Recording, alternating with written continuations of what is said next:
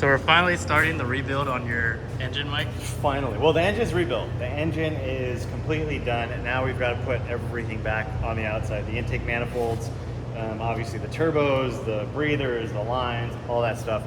And the problem we're having right now is that we didn't take enough pictures when we took it apart because we were filming everything, but then the edit got cut down, so we can't see, like, is it this bolt that goes there?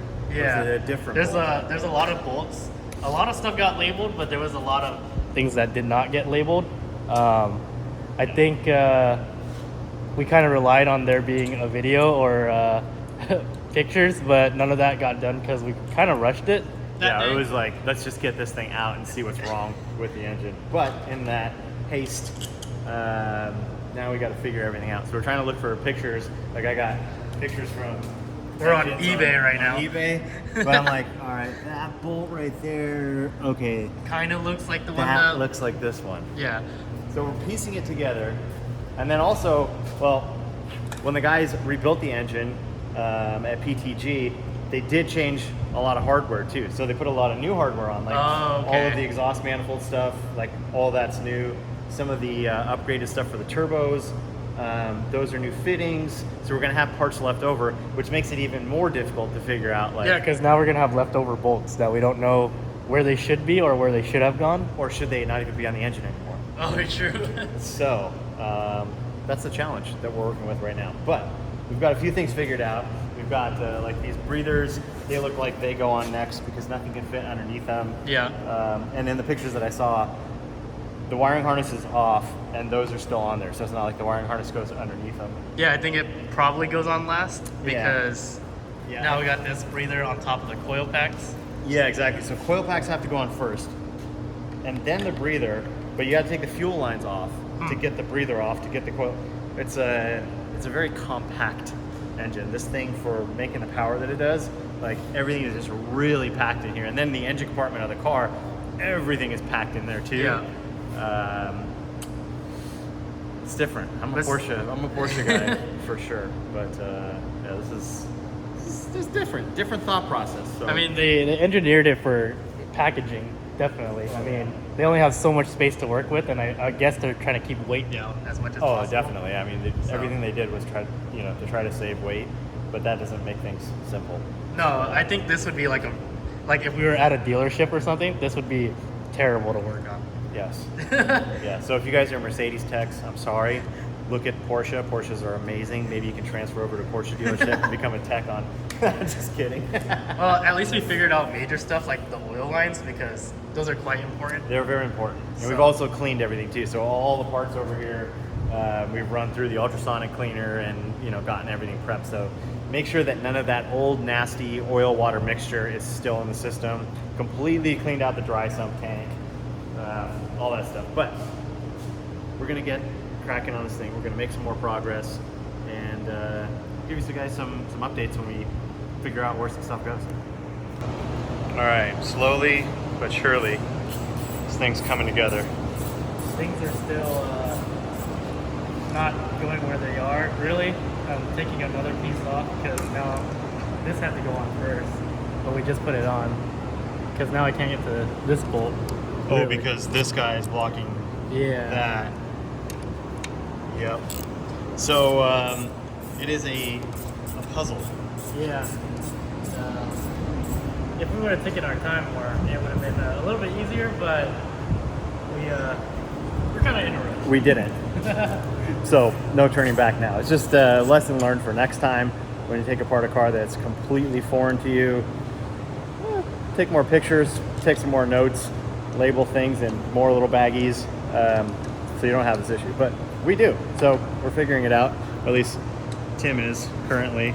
I'm going through all the parts. So we've got a wire harness over here, the ECU. These are all old parts. So this was in the bottom of the engine. That's the windage tray, water pump. Obviously everything was super crusty in this thing. And over here we have the new turbos and then a bunch of the factory oil lines. We got the old turbos in there. Lots of pieces to this puzzle. Carry on, Tim. Got it. All right, we are moving along here. That thing is busy. Yes. But man, look at those. So now we're just figuring out plumbing for the turbos. This is very confusing because it looks like it's just perfect size. It's Yeah, too short to me, but I think, well, right now the turbos are not on there. They're kind of flopping around. Also, it's true. we probably need to reclock the turbos. Oh, really? I don't think they were set exactly where they need to be.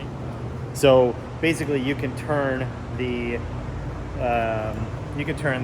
compressor housing will rotate, the exhaust housing will rotate, and basically it'll rotate on the center section. So we'll crack these bolts loose, rotate the center section. We're gonna have to do that anyway to make sure that the oil drain lines, because those are actually hard steel tubes with like a little accordion in it for a little flex, but they're not gonna really want to be crooked. So we'll probably set that up first. And then I think on the intake side, on the compressor side, we can actually just twist it because it's just like a C-clamp on the inside. So that should be pretty straightforward. But one thing at a time, just figuring out where all these new parts go, once again on an engine that we're not familiar with at all. But it's coming together. We're making some big progress. Intake manifolds are on. We got the wiring harness on. All this stuff here goes to the chassis. So that'll all plug into the ECU and everything else on the chassis, whatever else there is. But we still have the alternator. We've got the AC/power steering combo. That's a pretty cool little setup to get to drive off of one belt. And then we got all the rest of those. And then some more new parts in there. Some new fuel lines because we upgraded the high pressure fuel pumps here. So new lines are going to go on there with this, well, it's kind of a T-block, but it's more in a, well, this guy. So we'll have the chassis fuel coming in from here, and then this will split and go to that pump and then go across to the other pump. So a few more hours and hopefully everything will be completely done on the engine. Then bolt it to the transaxle over there, but we got to clean that first. So probably pressure wash that thing, get it all tidied up, and then bolt that whole assembly together. All right, Tim, finish it up. I usually won't be shut. More boost. All right, it is, well, Pretty much all back together. pretty much. So we got the new turbos on there, which consists of having to add all of these lines because everything is bigger. So we got all that on there. Everything is here. We got the bigger high pressure fuel pumps. We got that line running across. Still got to zip tie that all up. But it is almost ready to go in the car. Check out those turbos. These things are so much bigger. They look like...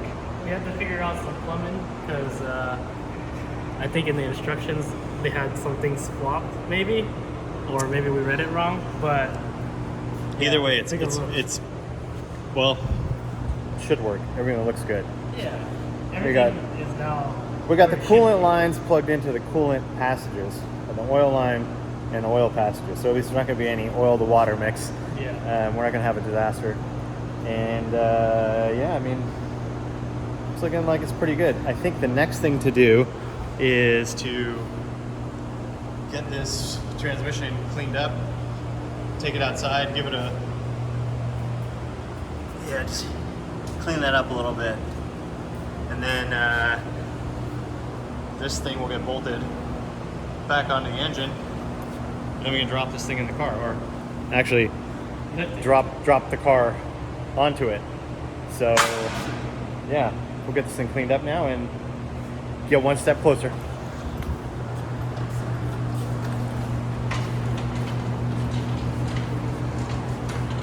That thing is long. Yeah. Where am I going? I don't know, outside to the hose.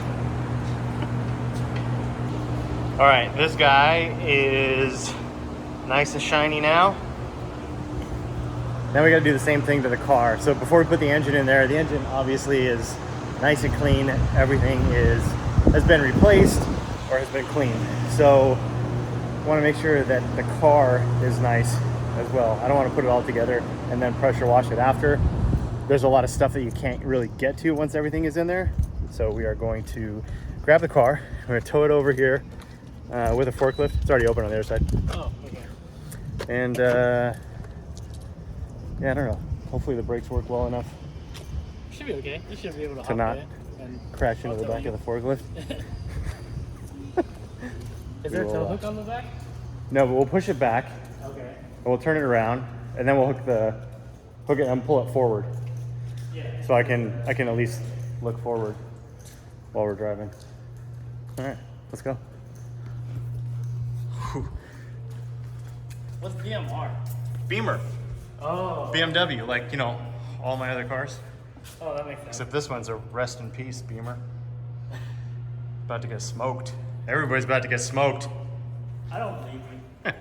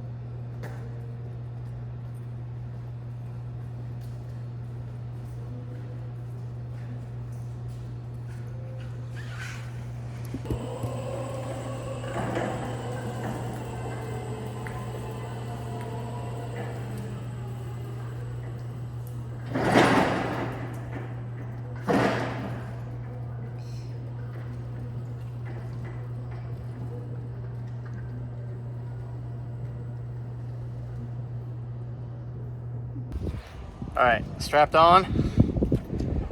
Tim's driving.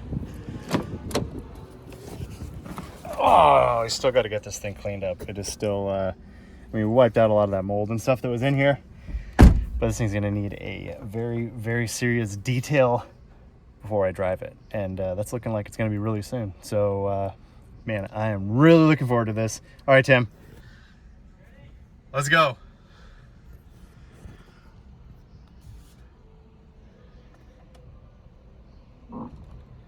Hey, we're rolling. See if the brakes work. Yes. I hear like all of the rust that are on those rotors right now. The pads have touched them for the first time. Tim, you're turning, Tim. Look where you're going. Yeah, so we're wiping off all that rust, but I've got quite a few parts from some of my old sponsors and good friends, including FCP Euro. So they sent me, man, a lot of stuff. I got some new parts that are really going to change the way this car looks. Not like in a modification kind of way, but just to kind of restore this car back to the way it should be. And I'm talking about the taillights. The taillights are completely wrecked, and we got new taillights. We got a bunch of new stuff for the front end, like all of the inlet ducts and stuff that was broken. We also got coolers from CSF. CSF is awesome. I've been using their stuff on my race cars for like 15 years. Keep going, keep going. So yeah, those guys are awesome, make good stuff. And then I got some KW springs for this thing too, so I can lower this thing and get it looking good. Okay, stop. Yes. I have brakes. We're good. Thank you. All right, so. It's dirty. It is dirty. It is filthy. You want me in here. to? You want me to power wash the mold in the seat too? Feed No. it some more water. No more water in there, please. Thank you. But before we pressure wash this, we're gonna have to get some bags and some tape and tape off the fuel lines, the AC lines, Yes.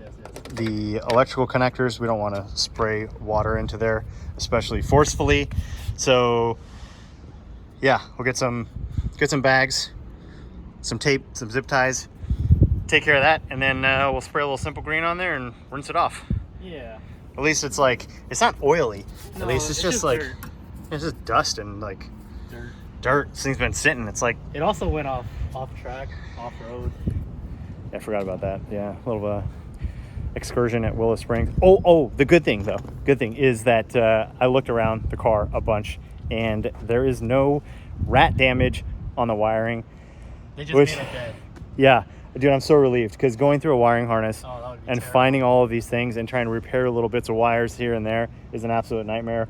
And I'm sure that replacing this harness would be a nightmare as well. Just going through, like, it probably goes all the way into the car, all the way through the dashboard, all the interior would have to come out. So got really lucky on that one. It's just like this insulation stuff here that got chewed up, but underneath it, I mean, it's like rat poopy, but yeah, it's Now you have to play. yeah, probably wash my hands with some acetone. Yeah, but man, lucky. Hopefully it'll fire up when we put this engine in. I think it will. It has a base map, right? That he sent you? Not yet, but we will have a base map. He gave me the cable and everything, but also Steve from PTG said that he would come down here when we're ready to fire it up. He just wants to make sure that everything is good. So, you know, he really stands behind his stuff. He knows his stuff is good, but at the same time, every car is different. And then we are installing it. They're not installing it. So they're not here, but he'll come over. You know, he'll put the base tune in. We'll fire it up. He'll check everything, obviously plug into his computer. We'll get this thing dialed in. And then I think, you know, probably, what do you think, Tim? 500 miles, 1,000 miles before I turn up the boost? Yeah, I would say a cool 500 at least. Because I didn't do that. I didn't do that on my race cars. Yeah, Because but you can't still drive them on the street. kinda loaded up on the dyno. Sometimes. Oh. I mean, Oh. it'd be on the dyno. We'd fire it up, run it for 5 minutes or so. Yeah. You know, kind of easy, and then start tuning, start loading it up. And within a half an hour of being on the dyno, we'd be at That's true. full boost. You know, 30 pounds, and then do that for 5-10 minutes, and then start hitting the 150 shot of nitrous. And they last for seasons. But there's a BMW engine. This is street car. This is a street car. We want it to last a little longer than a couple seasons. But yeah, all right. Well, let's tape this stuff up and get this thing cleaned up. All right, got our little bags and stuff's all taped up. I'll spray a little simple green on there. Just to break up the Just to dirt a loosen little up the dirt. That's one good thing, is that it's not like oily and No. greasy. So bit. It's actually really clean, surprisingly. yeah, besides like that, just that layer of dirt, dust, whatever that is.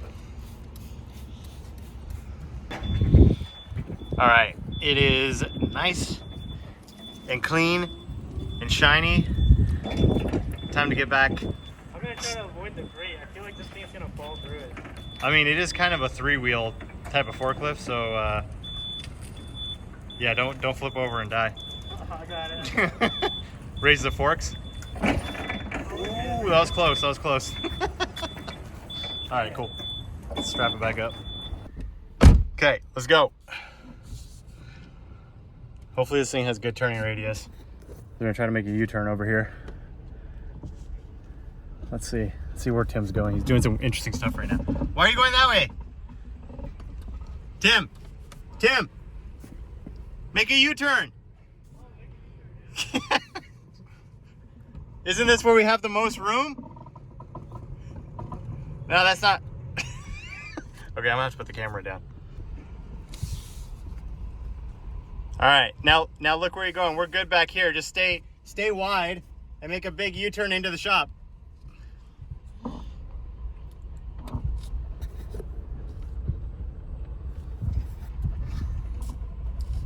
You don't have to look at me. You don't worry about me. I'm good. Just make a big U-turn.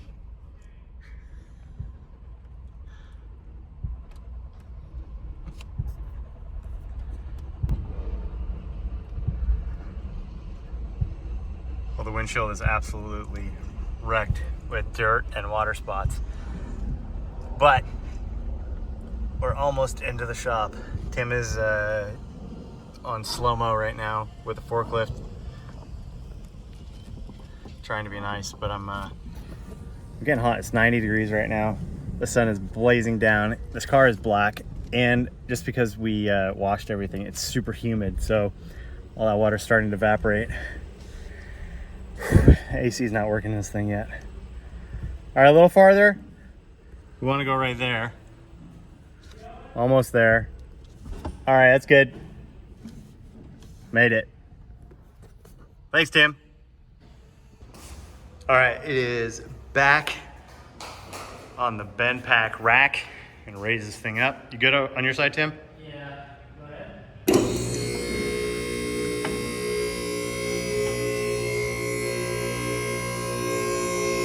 So we'll definitely, yeah, check it good, because there's been like, There's an earthquake the other day. there's a lot of earthquakes. Like in the last couple weeks, there's been like 7 or 8 earthquakes. So planned. 7 or 8 earthquakes of like 4.5-ish, 4s and 3s.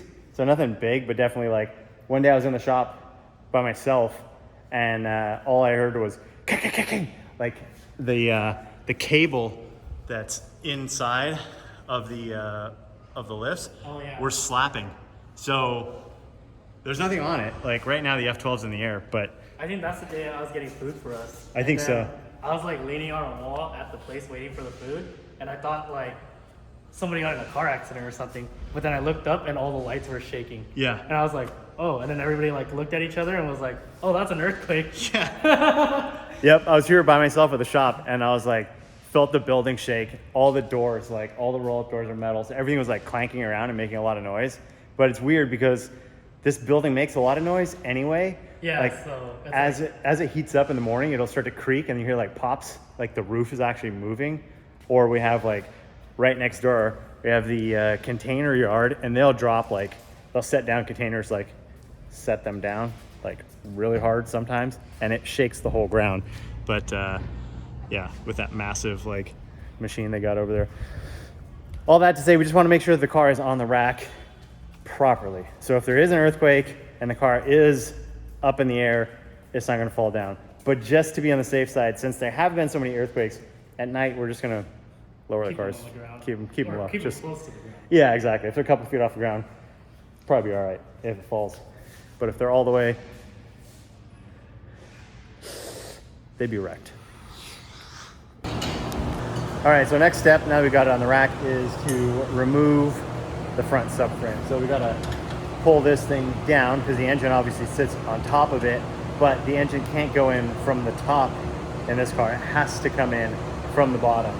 So we'll drop the subframe down, and then we'll have to pick the engine up off of the hydraulic jack table that it's sitting on right now, lift it up, put the subframe on there, then drop the engine back down onto the motor mounts.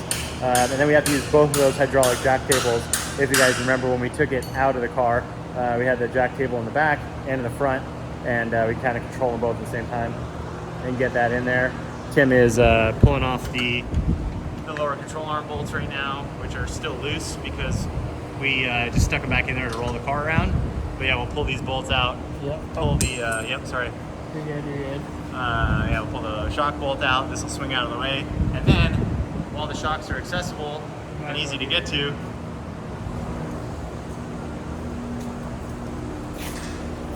it's time for some upgrades. We also got the CSF like side cooler deals.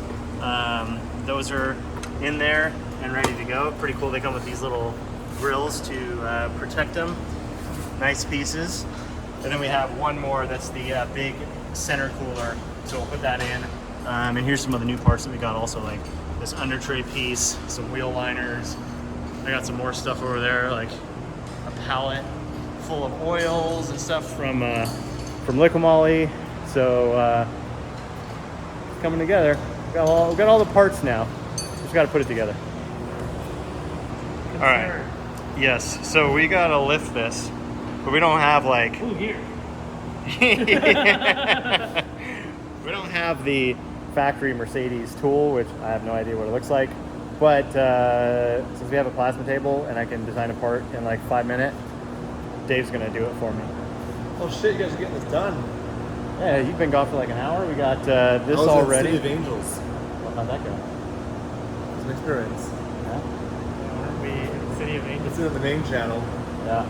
I'm solving problems, creating new ones. That sounds like Dave. But yeah, we're gonna have to figure out how to pick this thing up. So I think right here, I can make a little tab that goes off there, bends up, and we can put a chain onto it. So I am going to head over to my laptop and draw a couple things up real quick, cut them out, and in 5 minutes we'll have some tabs to lift this engine up because, well, with everything that we just did to this engine, it's about $65,000 worth of upgrades, rebuilds, turbos, all that kind of stuff, all the internals, all the machine work, all the CNC ported heads. I'm not going to take any chances on dropping this thing. When we pulled it out of the car, we had some ratchet straps kind of thrown on there, and it worked because the engine was honestly traction. I didn't think it was salvageable, so I really didn't care. But now, spent a big chunk of money on it, so it didn't come out of Dave's salary, unfortunately. Not this time, Dave. Anyways, okay, well, behind the scenes at DDE, Dave stands around and stares at us.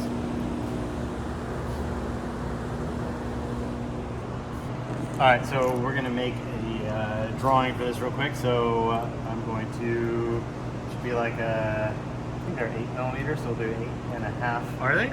millimeter. It looked like it. Oh yeah, you're right. Looked like 8mm bolt. I thought they were smaller, but Nah, I think it's 8mm. If it's smaller, we're not lifting the engine with it. we're not gonna lift the $45,000, $65,000 engine from 4 6mm bolts. Yeah, no, that's not gonna happen. All right, so we're gonna drop our couple spots in here. We'll do another 8.5mm hole for that, and then we'll do, how big a round on the bottom? 22mm. Yeah, that sounds good. What is that for? That's the chain the hole? circle around the circle. Oh, interesting. Yes, and then we'll draw a couple straight lines on it and make a little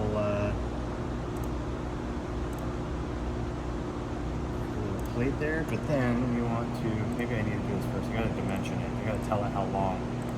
So it's just a straight plate, but you're gonna put a bend in it, like an L bracket or something. Yeah, I'll just bend it. So I'll make a flat plate and just bend them up. 2 holes, simple. 2 holes, grab it. Obviously, we're not going to use this more than once, so it doesn't need to be overly complicated. Yeah.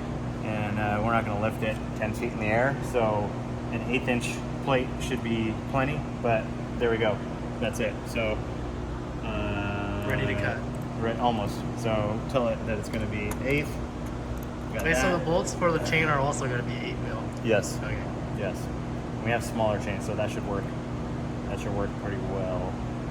Sheet metal. It is now converted to sheet metal, a flat pattern, and then export it as a DXF.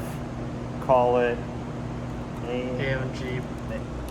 AMG Lambo Killer Engine Lift Tab. Well, that was pretty fast. That was like 2 Boom. minutes. Yeah, that's it. So I you got gotta- 2 minutes to cut it out now. Yes. Well, all right. Well, first I gotta tell it how to cut. Oh. Yeah, I gotta open up this other program. Oh, it has to know where to cut. Yeah. So that's the design, but then I need to turn that design into a program Yeah. to tell it how to cut in the plasma. So we will import the AMG Lambo Killer Engine Lift Tab. Pop that in there. We got that. I need 2 of them, so duplicate that. Put that next to that one, and then tell it how to cut. Cut the holes in the inside first. Inside, okay, and then cut the outside. Outside, it is not aluminum, but it doesn't matter in this program. The plasma is going to ask us the same questions. Export it. And That's it? that's it. Put it in here. That's in the flash drive? Okay, let's go. I'm getting a little low on water, I see. Yeah, we need to top this thing up. It's been so hot in here, it's literally just been evaporating. Yeah, I filled it up like not too long ago. It was a while ago, but I not mean, too a month long. or so, but still, like That's a lot of water that's 3 gone. inches of water times, I think it's almost like 10? Yeah, it's 10 something and 5 something. Yeah. I don't know. Do the math. I'm not going to do that. Something area times volume squared. Equals lots of gallons. Keep going, keep going. It's pretty good right there. Okay, zero that out. Okay, and then That's it? that's it.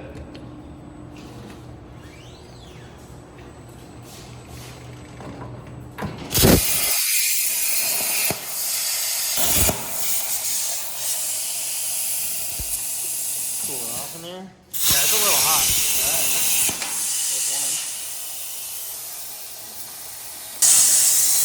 Something happened. Well, so in the file, Yeah. what happened? In the file it had space, huh? Yeah. But For some reason now they're so they're like close. 1 millimeter apart. Move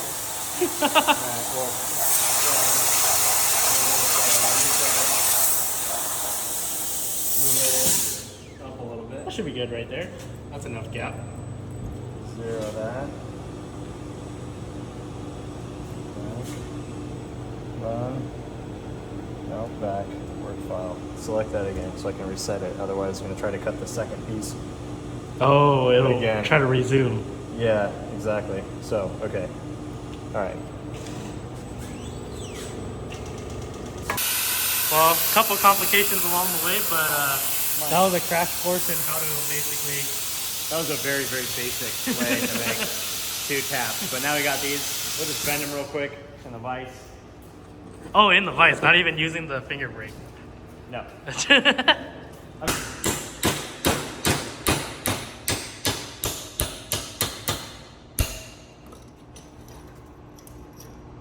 That's it? All right, we got our little lift tabs. Let's go. Pretty accurate. Well, that didn't work out. Yeah, the situation. Yes, so it turns out those are not 8mm holes, they're 7mm holes, and we don't have 7mm hardware here, so we had to go to plan B, which was the way we took it out of the car, and we've got our finest old, what is that, a Husky, good old Husky Home Depot ratchet strap, half with some camouflage, half from somewhere else. I think that's a Harbor Freight. Man, don't say that, Jeff. That's the side that really matters. But we're gonna try it. Like I said, we're not gonna lift it high and we're not gonna lift it for very long. We'll lift it up off of the jack table. We're gonna slide the jack table out. We'll lower the engine down.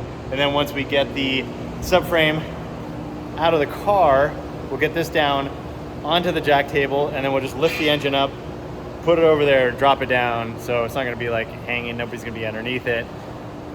I just hope it doesn't fail because I don't want to damage this thing, but well, I want to get this thing done too. So yeah, let's go. Crank it up, Tim.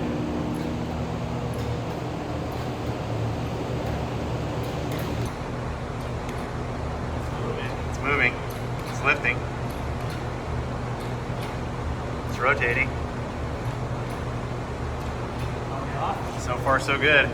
We're off. Let me pull this thing out.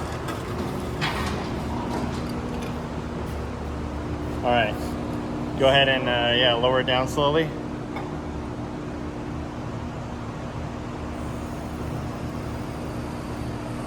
I hear noises, but the ram is not moving. That is kind of sketchy.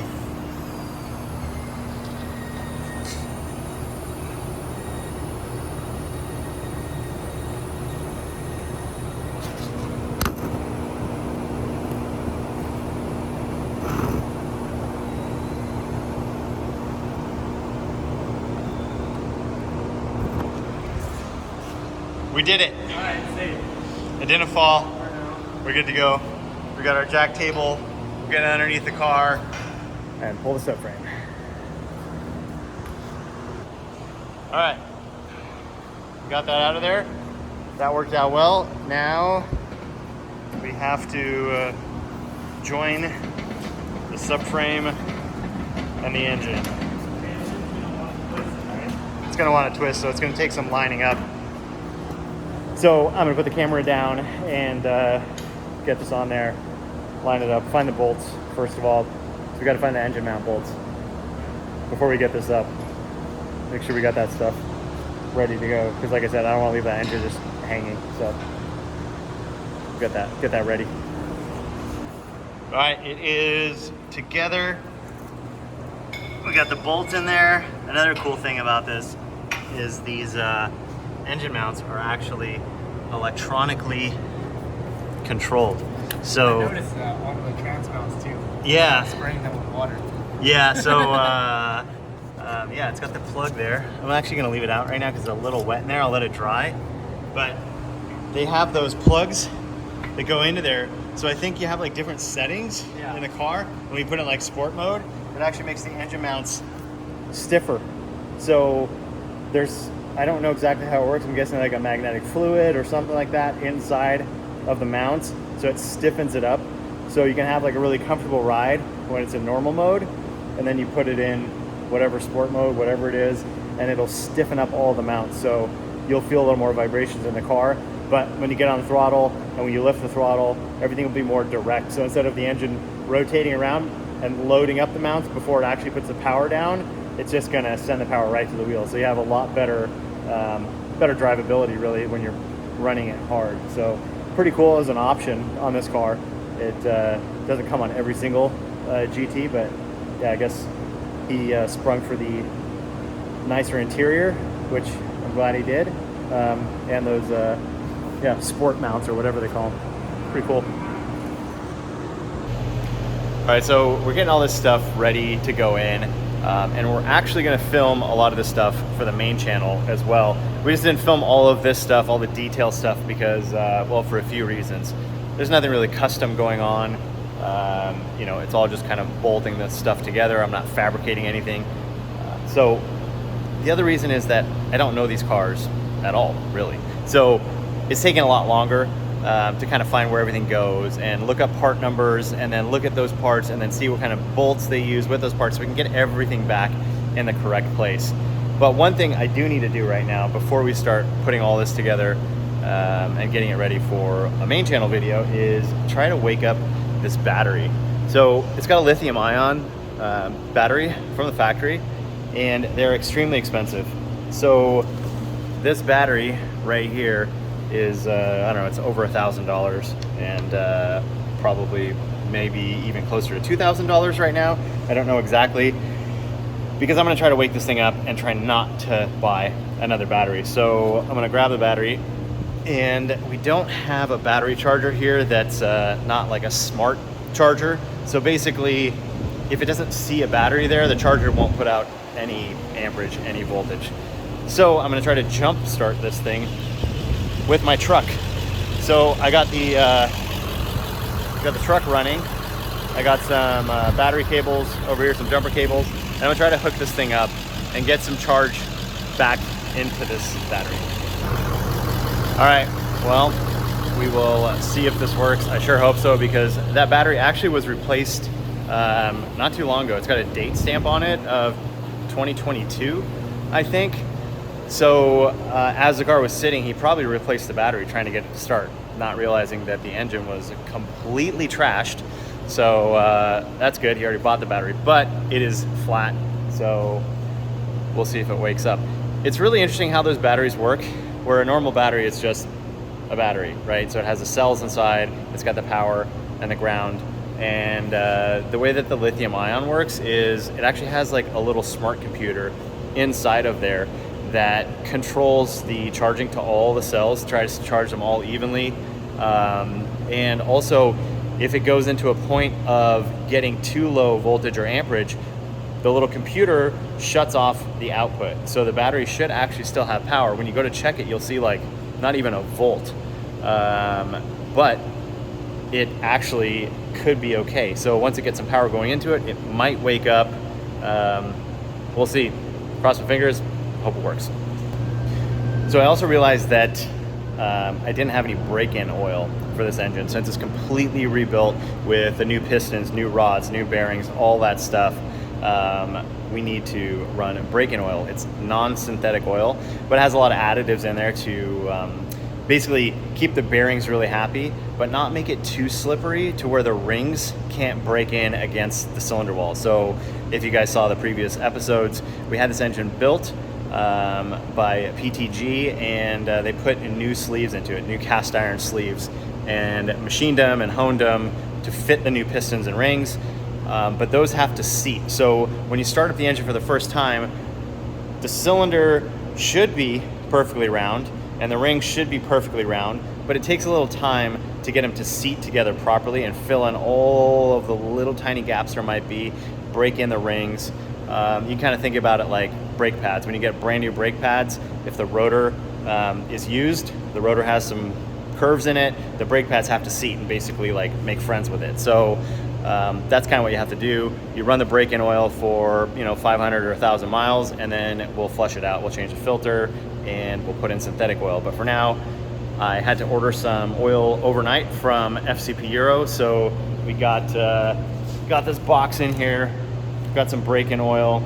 This stuff works pretty good. It's got like high zinc and phosphorus. I don't know, something like that. Either way, it's good for breaking in engines. So I got another issue.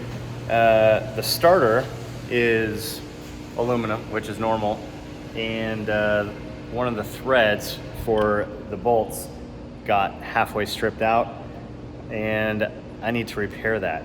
Could put it back together and hope that the bolt stays in, but we have a repair kit here, so basically I'll drill it out and insert like a steel thread into it. So you drill it out bigger, tap it bigger, and then screw this thread insert in, and then the bolt will fit again. I'll show you guys. All right, so here is the Healy coil kit. So basically you drill it, then you tap it, then you use this tool to insert this threaded coil into there. So we're gonna drill this thing out first, and using their supplied drill bit, because it's the correct size for the tap for everything to work. All right, so first step, we got the drill bit. Drill this out.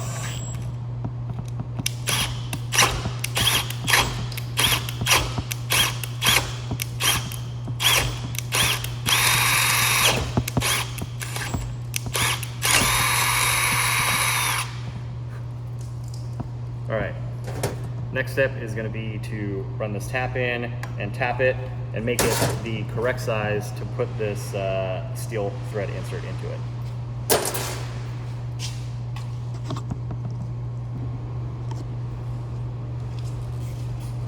All right, so now we got the tap ready, so we're going to tap this. Make sure we get that thing started nice and straight, so it is not going to have the bolt going crooked.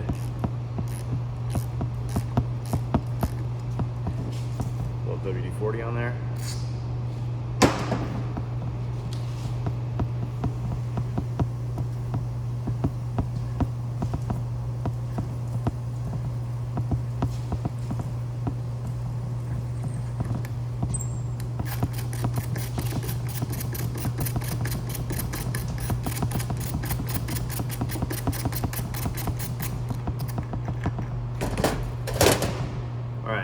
That looks good. Now we will clean it out with a little brake cleaner and then put a little red Loctite in there and screw in the insert. So got that set up on this tool, get some brake cleaner, clean it out. All right, so that's all clean and ready to go. Put some red Loctite on here so it won't come out ever. Get this thing started in there.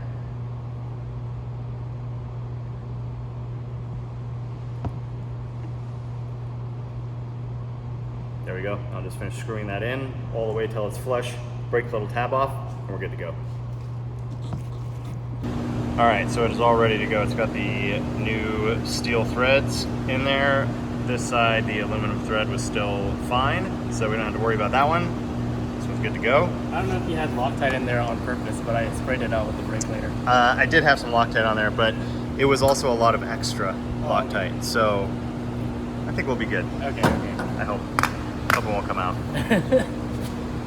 All right, it is time to join the transmission and the torque tube to the engine. So let's kind of line it up underneath the car, because once we have it on these things, it's gonna be hard to move around. So we will line it up under the car and get it ready to basically drop in or drop the car onto it. All right, well, Tim is lining that up I figured I would show you guys some of the stuff we're working on the F12 also that isn't going to be a main vlog because it's all really small stuff, a lot of little detail stuff. But now the car's up on the rack, I can show you a bit more of what we did. So we've got the battery that's mounted right back here, which is just behind the passenger seat. So not in the driver's compartment, not in the engine compartment, but outside, basically in a spot where the old fuel tank was. And it's just a right spot for the battery. It fits well, but also the weight being on the passenger side, down, low, will help balance everything out. We've also got the water pump in there, which I'll show you guys right now. All right, so here's the water pump, and this is my cardboard drive shaft mock-up, so I can figure out how much room I have. But I've got that in there connected to the front of the transmission, and then it goes back, and it goes to the differential. So that is where the drive shaft is going to go. So we've got our water pump over here, and that's going to run. We get a better angle on that. So that's going to run all the way up past the transmission, over here on the side, and go basically on top of the oil lines over here. So we'll have the two water lines running up through there, and it will basically come out and make a U-turn and come into the water pump, and then another one that goes into the other water neck. So both of these are just going to turn out and go that way. This is our oil line. So this oil line is going to go up there to the cooler, and then the other one is actually going to come back and go over here as well. And then it's going to go over here and then pop into the dry sump tank right there. So it's going to be behind this thing. So we'll make a guard for the wheel also to make sure that the wheel does not make contact, or any of the debris that's coming off the tire doesn't hit that. And we've got all of the parts that we made. They're all painted now for the suspension. So all of these are on there, but not bolted down yet. I think on the other side, we've got some of it going back together. So we got the shock on there and the main lower control arm. Lots of little things. It takes a lot of time to make every single component and make sure that it's all cohesive, right? So you have this entire build where you want the level of quality to be the same through everything. I don't want the engine compartment to look insane, and then you go to the back of the car and you look at other stuff and you're like, are they running out of time here?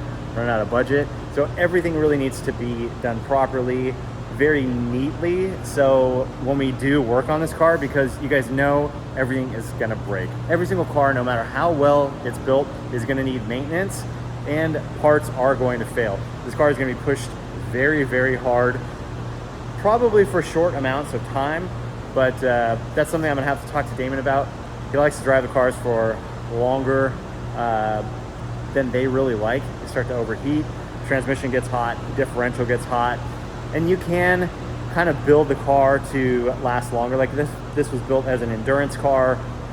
Things would be built differently, but it's built to be as simple as possible. So we're not gonna have another transmission cooler. We're not gonna have another differential cooler, because that adds just so much more complexity, all these extra lines, all these extra fans, and we really don't need that. If this car runs for 5 to 10 minutes at a time, which honestly is like gonna be sets of tires, you can literally go through a set of tires in about 30 seconds to a minute if you're really on it. So the idea is you run a set of tires, a minute, 2 minutes go by, 3 minutes, maybe max. You come in, the car runs, it's cooling down, you change the tires, you add fuel to it, because we're only running a 10-gallon tank, and this thing is definitely gonna drink some fuel. We're gonna run ethanol in this, so it's just gonna be chugging fuel. We're gonna have 12 1700 cc injectors. We have 3 main fuel pumps that are feeding all of this. So just imagine this thing, like if we open a fuel line and dump it into a 5-gallon jug or something, it's literally going to come out as fast as if you open the faucet on a garden hose. Like how much water is coming out is probably how much fuel is going to be going through and flowing through the system in this thing. It's thirsty. To make 1,500 horsepower in ethanol, you need a lot of fuel. All right, so it's all lined up. I think we need a jack over here. I think there's too much tilt. Yeah, it's got more gap on the bottom than it does on top. We could also stick something underneath the engine, like a little piece of wood or something, and tilt the engine up, and then we just raise that slightly to get this to line up a bit better. What makes more sense? Well, a jack under the transmission is not going to lift the engine. So we'd have to get a jack underneath that little tiny part of the engine, which probably is not going to happen. So a jack under this. No, a jack under there would lift that up and kind of tilt the motor, and then it might just like fall off. Oh, so the engine needs to tilt. The engine needs to tilt. God. Or this whole thing needs to tilt, but I don't know. We could try if we raise this up like 6 inches or 4 or 5 inches, and then raise the engine about the same. It might kind of line up at that point. Okay. So yeah, I raised it a little bit. Oh, yeah, grab a jack and let's give it a go. All right, so yeah, go ahead and jack that up, and then I will lift the engine up to try to get it to match up. More? Yeah. Yeah, keep going. We'll start jacking the engine up.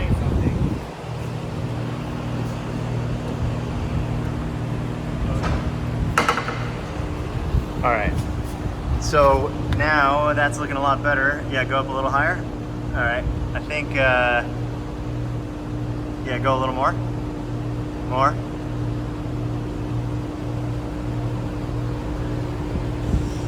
Little more. Try to get these poles lined up here. More.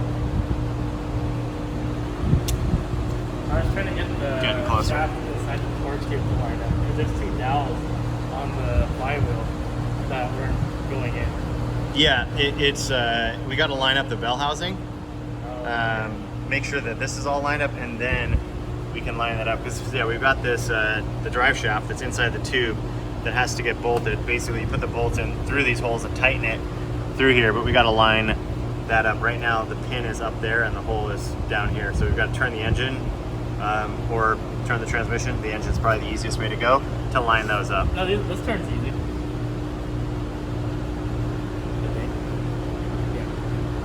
Little bit more. This way? Nope. This way? Yep. Oh, so I think so. this side isn't lined up, so maybe Okay, let me get a flashlight. maybe it has to be clocked a certain way. I don't know. Did you? I have a dowel over Did here. you look at it first? No, I did not. Okay. Let's pull this away. Now let's see. So we've got our 2 dowel spots. Yeah. We got our 2 dowels. That's pretty lined up. Like it was looking like pretty close. I don't know. That one looked off.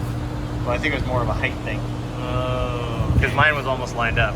But this is like it's got quite a bit of wiggle room. So like you might go, you know, to line it up. But I think we got to get the bell housing bolts on first. Okay. Well, we've run into an issue because we were missing the dowel pins that connect the bell housing to the engine. So where the bolts go, there's a bit of slop. So just putting the bolts in isn't gonna line up the bell housing perfectly with the engine. So it's basically a fitted sleeve, dowel pin with a hole in it. It's just a tube. If I had a lathe here, I could cut some, but I don't.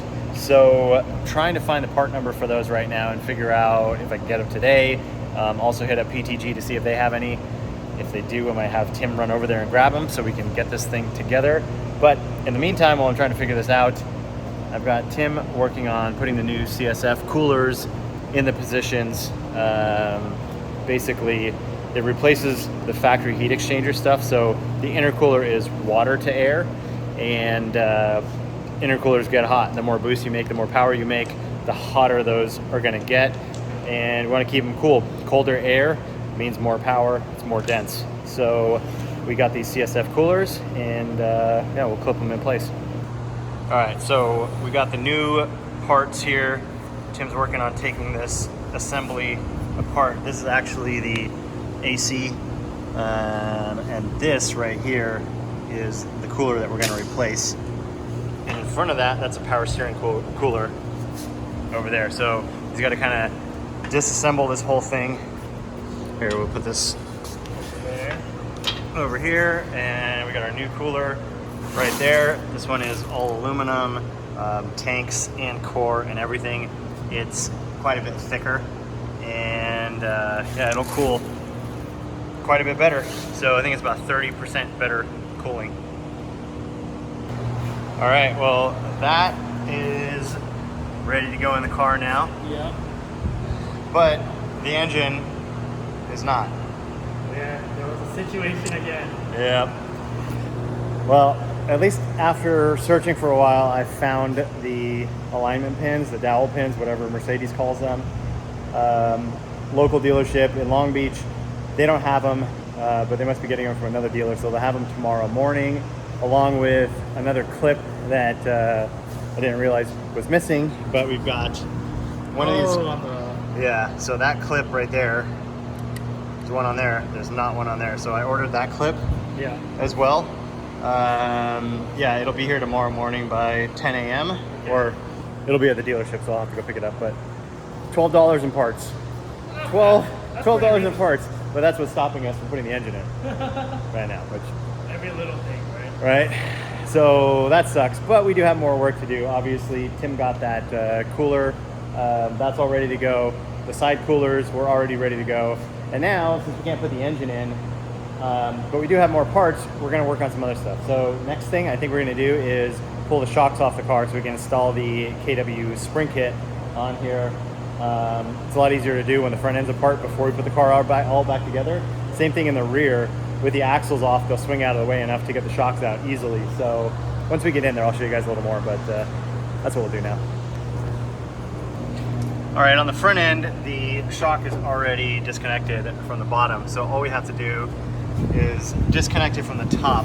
So we just got these 3 nuts here that are holding it in place. So we'll zip those out, and then the shock will basically just fall out of the car.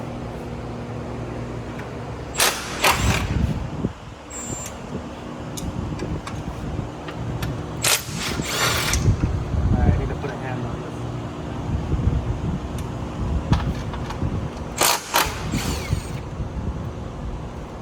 this. It stayed on there. I'll grab it. Okay, grab that.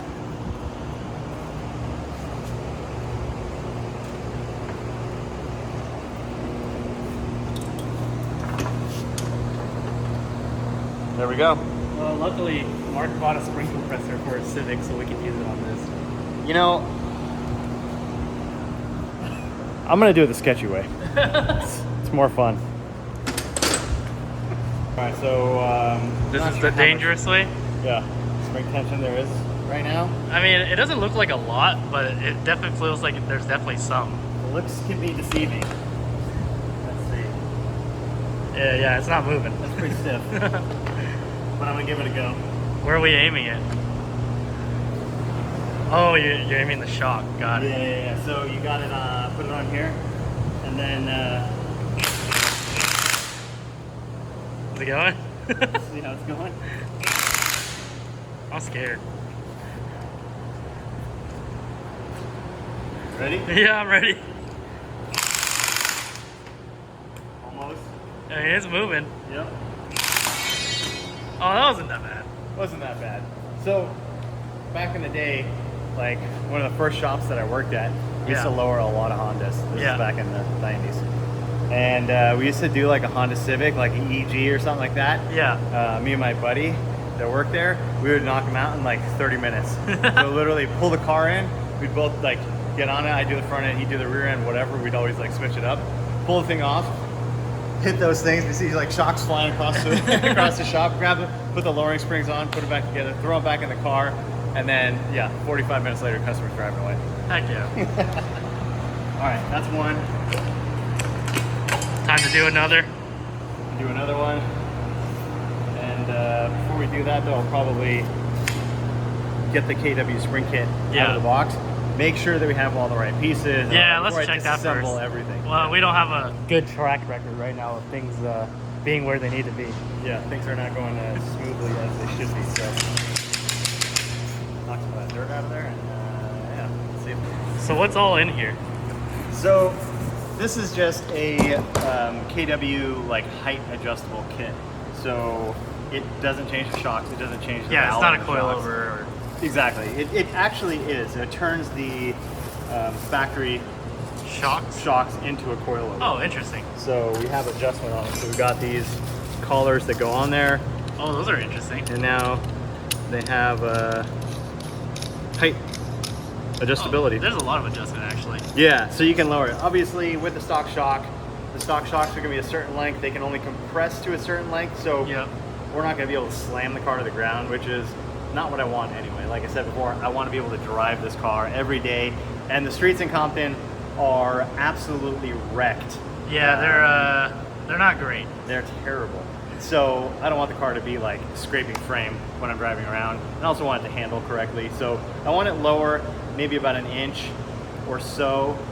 We also have to make sure we don't run out of shock travel. So this is kind of the perfect kit, not too expensive.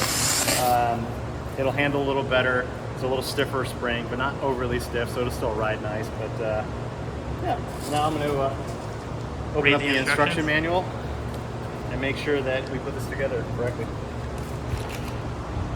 All right, so we got harder than I thought it was gonna be. Yeah, it was a challenge. So we had an issue with this shock. So That's the active, right? Or something. yeah, it's like the sport active suspension or whatever. So this plug sits inside of there, but when we pulled the plug off of it, out of the chassis, it pulled the little wire out of the shock. So Because you didn't do that on this side. yeah, Only that on side this came out like no problem. Yeah. So I was like, oh, there's no clip, there's no nothing. Yeah, so you should just pull it out, but this thing came out with it. So as far as we could get it back in, because it's just wires, like we pulled it out, Yeah. and like, yeah, 3-4 inches of wires were out of it. We got it wound up and like put back in, but it won't go all the way in. Yeah, we can't get it as good as like a machine from the factory. Yeah, they probably assemble it, like they put the plug in when they're assembling the shock, and it's sticking out of the bottom, and then they wire it in or whatever. I don't know exactly, but we couldn't get it all the way back in, which isn't that big of a deal. The plug will still go on. It all should still work properly. Yeah. Just another hiccup that we ran into. But these are all assembled and ready to go. It is as low as it can possibly go right now. It's got a lot of tension on the spring, so I'm not sure what the ride height's going to be, but it's all together. I'm going to put it back in the car, and then we'll move on to the rear.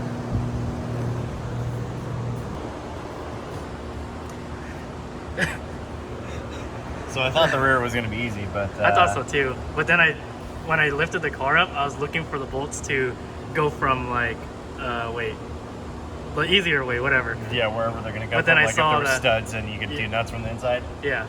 No, so they're in here. So I had to take all this stuff out of here. Yeah.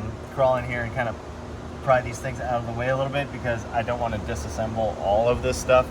But I just got that nut off. That was the The hardest harder one, to the get. super deep inside one. Yeah, like down in there. Trying to see it, but yeah. Yeah, I got that out, and I think this is the easier side too, because I think this side looks worse. maybe a little worse. But either way, they had to take a lower control arm off also because of where the shock sits and the amount of room you have to Yeah, I move the shock. forgot about that already. Yeah. So, well, that's it. We're ready to take this shock out. They So- don't make it easy, do they? They definitely don't make this car easy to work on. All right, so we got them back. They're installed now. They made it really hard. Mercedes does not make this easy to work on.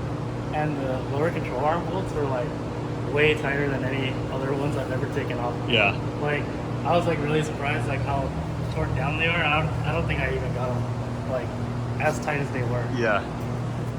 Yeah, sometimes those bolts are insanely tight. But especially when they're new, like I don't think that's been disassembled before. Oh, it had like some kind of like glue. It's like, it's Cosmoline, I think. okay. It's the stuff they used to spray on the bottom of Porsches, and basically it's like a old German thing. Keeps them from rusting, kind of protects the bottom, and I think it keeps them from loosening too. But I think it's just really for rust. But yeah, they spray that stuff on, and it's like this kind of sticky, glue kind of stuff. But you can like wipe it off. But yeah, back together now, and I'm absolutely filthy. Tim is. as well. But we got it in. So all the coilovers are installed and that's all ready to go now. So tomorrow morning, I'm gonna grab those dowel pins, put them in, we can assemble the engine to the transmission, and then we can put this thing in the car, which isn't gonna be on this video, but it is gonna be on the main channel video. So stay tuned for that, because in that video, in the main channel video, I hope that this thing all comes together, everything is in, and we get to start it up for the first time. I am so excited. Like I said before, I haven't had like a really cool street car in a very, very long time. It's been at least 15 years, maybe more. I had an FD RX-7 right-hand drive that I built many, many years ago when I was still doing rotary things, but not anymore. But yeah, I sold that car, and then after that I was running in Formula Drift, and I had, you know, race cars. I was running in Porsche Club and all that kind of stuff, and having a street car just, you know, it wasn't a priority. It was, race cars are the priority. So obviously you guys know I have a lot of race cars. Most of them are sold, some are still for sale.